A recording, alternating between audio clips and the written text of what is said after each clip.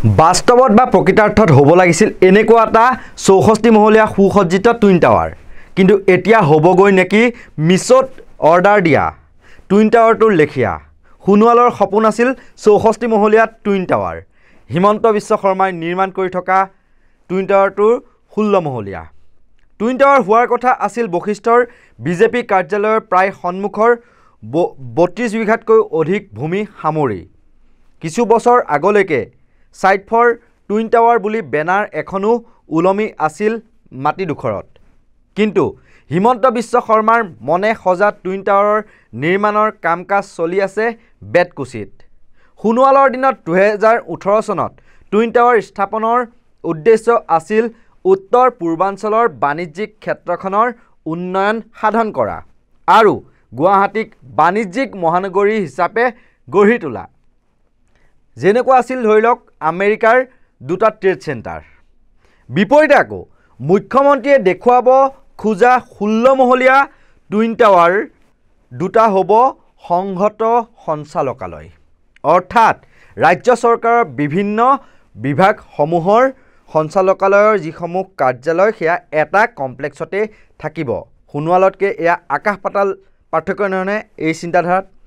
সৰ্বানন্দ সোণোৱালৰ দিনত নিৰ্মাণ কৰিব খোজা টুইন টাৱাৰটোৰ নিৰ্মাণৰ বাবে 2149 কোটি টকা ব্যয় কৰাৰ কথা চন্দ্ৰমোহন পাটোৱাৰীয়ে কংগ্ৰেছী বিধায়ক জাকিৰ হুছেইন চিকদাৰে কৰা এক প্ৰশ্নৰ উত্তৰত সদনৰ মজিয়াত দাখিল কৰিছিল। 2018 চনৰ 28 জানুৱাৰীতে সোণোৱাল চৰকাৰে গুৱাহাটীত 64 মহলীয়া টুইন টাৱাৰ নিৰ্মাণ কৰাৰ কথা ঘোষণা কৰিছিল। 2019 চনৰ 2 ফেব্ৰুৱাৰীত ৰাজ্য চৰকাৰ আৰু বাণিজ্য বিভাগ আৰু নেশ্যনেল বিল্ডিংছ কনষ্ট্ৰাকশ্যন কৰ্পোৰেশ্যন ইণ্ডিয়াৰ মাজত এখন বুজাবুজিৰ চুক্তিও স্বাক্ষৰিত হৈছিল। কিন্তু হিমন্ত বিশ্ব শৰ্মাই দেখুৱাব খোজা 16 মহলীয়া টুইন টাৱাৰটো লোকৰ পিঠাৰে বিহু পতা লেখীয়া কথাই।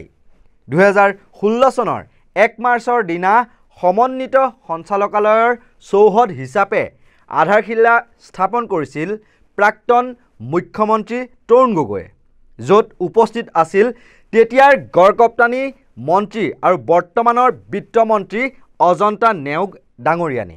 আৰু পাছলৈ 6 বছৰৰ পাছত 2022 চনত সেই একেটা প্ৰকল্পৰ স্থানতে 2022 চনৰ 10 মে তাৰিখে কেন্দ্ৰীয় গৃহমন্ত্ৰী অমিত শ্বাহ ডাঙৰীয়াৰ দ্বাৰা সংহত সঞ্চালকালয় নামেৰে পুনৰবাৰ আধাৰশিলা স্থাপন কৰোৱা হৈছিল।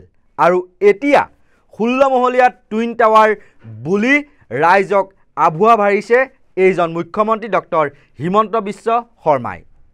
গতিকে বাস্তৱত 64 মহলীয়া টুইন টাৱাৰটো এতিয়া মিছত অৰ্ডাৰ দিলে মানে লাভ কৰা 16 মহলীয়া টুইন টাৱাৰটোৰ লেখীয়াই হ'লগৈ দিয়কচোন। এডভান্টেজ 1 কি হ'ল, টুইন টাৱাৰ কি হ'ল? প্ৰশ্নটো কৰিব বৰ ভাল, কিন্তু টুইন টাৱাৰ চাবৰ কাৰণে আমি কোন কেইজন সাংবাদিক গৈছোঁ বা আমি কেইজন মানুহ গৈছোঁ? আমি ধৰি লৈছোঁ যে টুইন টাৱাৰটো নহ'ল বুলি, কিন্তু অসমত যে 800 কোটি টকা খৰচ কৰি টুইন টাৱাৰ হৈ আছে and 60% work is already completed, আমিতো কোনেও চাব যোৱা নাই। এইকেইটা দিন ফেচবুকত মই খালি এইটোৱে পাইছোঁ, কি হ'ব এডভান্টেজ আছাম 1ত একো নহ'ল, টুইন টাৱাৰে নহ'ল। বাট কোনোবা এছেম্বলিতে কাৰোবাক প্ৰশ্ন সুধিছে নেকি যে টুইন টাৱাৰটো নিৰ্মাণ হ'ল নে নাই? আমি ধৰিয়ে লৈছোঁ যে নাই হোৱা। আমাৰ যিটো আপোনালোকো মোৰ লগত দেখিছিলে যে integrated directorate complex which we are building today, it is a same design, twin tower connected through a bridge and 60% work is already completed. এনেকুৱা ধৰণৰ সত্য নিৰপেক্ষ বিশ্লেষণৰ বাবে আপোনালোকে চাই থাকিব নৰ্থ ইষ্ট নাও। আৰু যদি আপোনালোকে ইউটিউবত চাই আছে তেতিয়াহ'লে আমাৰ নৰ্থ ইষ্ট নাও ইউটিউব চেনেলটো ছাবস্ক্ৰাইব কৰি দিবলৈ নাপাহৰিব। আৰু যদি আপোনালোকে ফেচবুকত চাই আছে তেতিয়াহ'লে আমাৰ নৰ্থ ইষ্ট নাও ভিডিঅ' আৰু এনি নাও নিউজ যি দুটা ফেচবুক পেজ সেই দুটা আপোনালোকে ফ'ল' কৰিবলৈ নাপাহৰিব।